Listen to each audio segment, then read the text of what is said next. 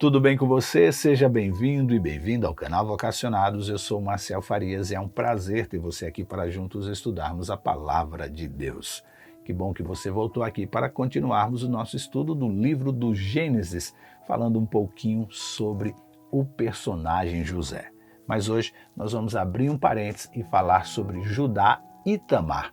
Isso está no capítulo 38 do livro do Gênesis, uma história muito impactante, cheia de reviravoltas e muita, mas muita graça, porque Deus, onde abundou o pecado, superabundou com a sua graça. Eu quero aqui aproveitar e mandar um abraço todo especial para a Gleice Spirandelli, para a Luciana Cardoso, para a Zilá Correia, Maria José Alves, Roberto Dáfara, quem mais está aqui? Olha, a Nilzete Farias, o Sabino Walter, muito obrigado por vocês fazerem sempre os seus comentários no vídeo, fazerem os seus pedidos de oração, informar que estão orando por mim, por minha família, meu muito obrigado.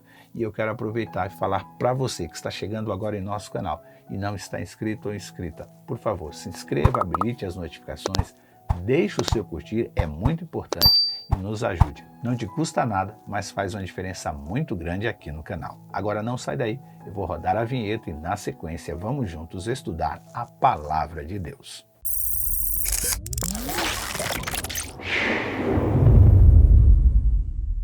Diz a Bíblia: por essa época, Judá saiu da casa e se mudou para Adulão, onde foi morar na casa de um homem chamado Ira.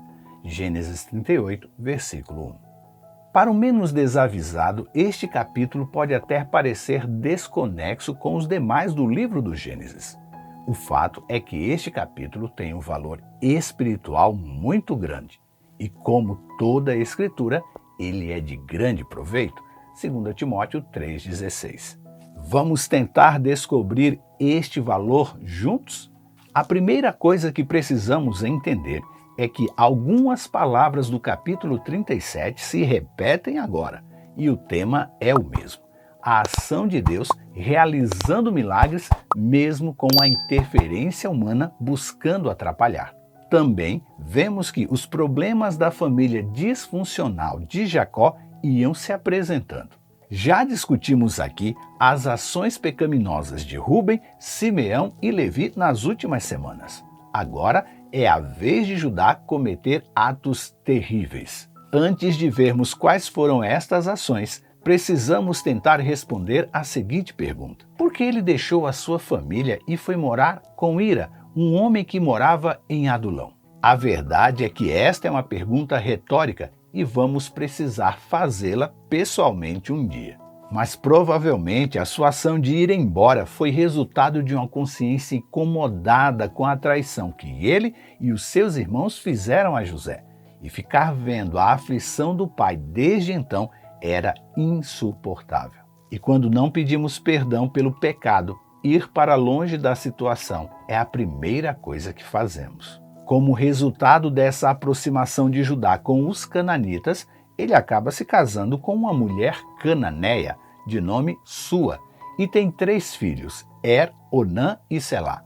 Judá, agindo assim, afrontava a vontade de Deus. E aqui há uma lição muito importante para os solteiros. Quando casamos, não estamos apenas escolhendo os olhos lindos que nos acompanharão pelo resto de nossas vidas. Estamos também escolhendo o pai ou a mãe dos nossos futuros filhos. A beleza passa, mas os olhos sempre serão os mesmos. Como crentes, devemos buscar casar com quem também é temente a Deus. Quando o filho mais velho, então, chegou à idade para se casar, Judá escolheu uma mulher também cananita para ele, e aí os problemas começaram a surgir. A Bíblia diz que morre por ser um homem mau, e para cumprir a lei de Deuteronômio 25, quem deveria assumir a viúva era o seu irmão, para assim gerar filhos e perpetuar o seu nome.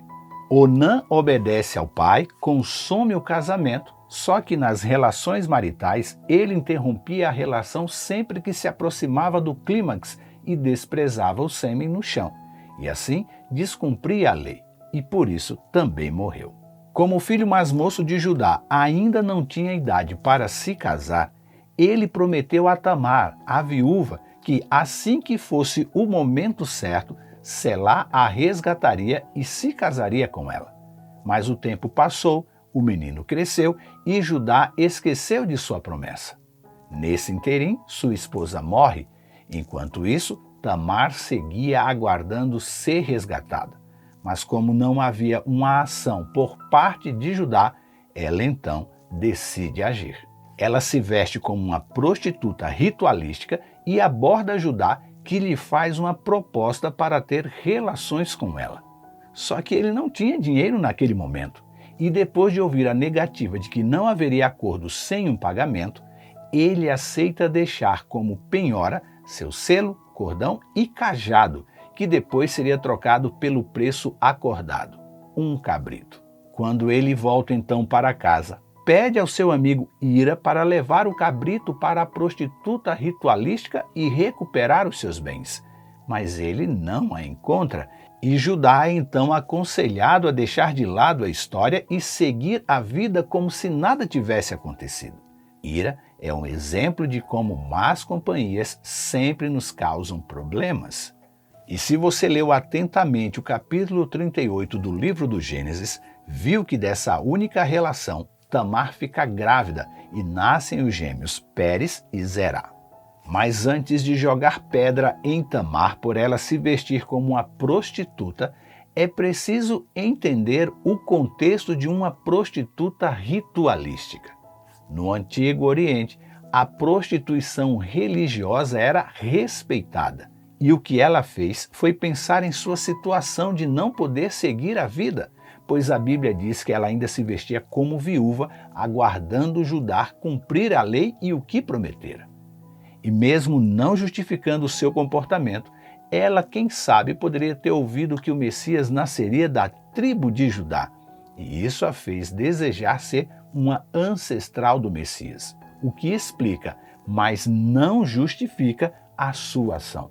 Talvez em sua mente a fé e a ignorância estavam misturadas.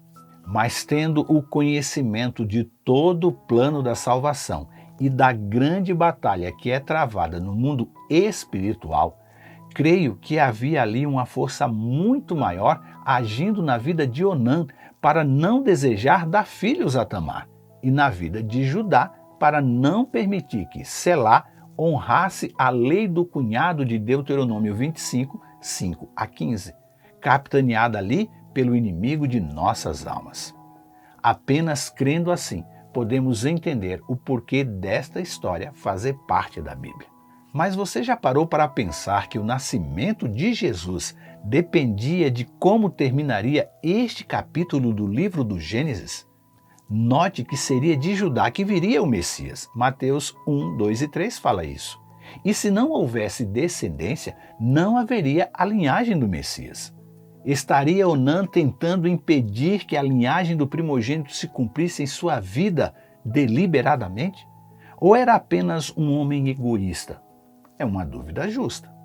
De concreto, o que sabemos é que o inimigo de nossas almas segue trabalhando para atrapalhar o plano de Deus. E isso veio desde o Éden. E ele tentou matar a Jesus antes mesmo dele nascer. E quando não conseguiu, usou Herodes para o impedir de chegar à cruz. Mateus 2,16. E assim ele segue usando homens e mulheres para retardar o cumprimento do plano de Deus.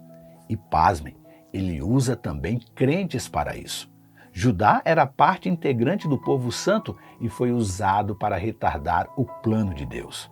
Mas a conclusão da história é ainda mais surpreendente.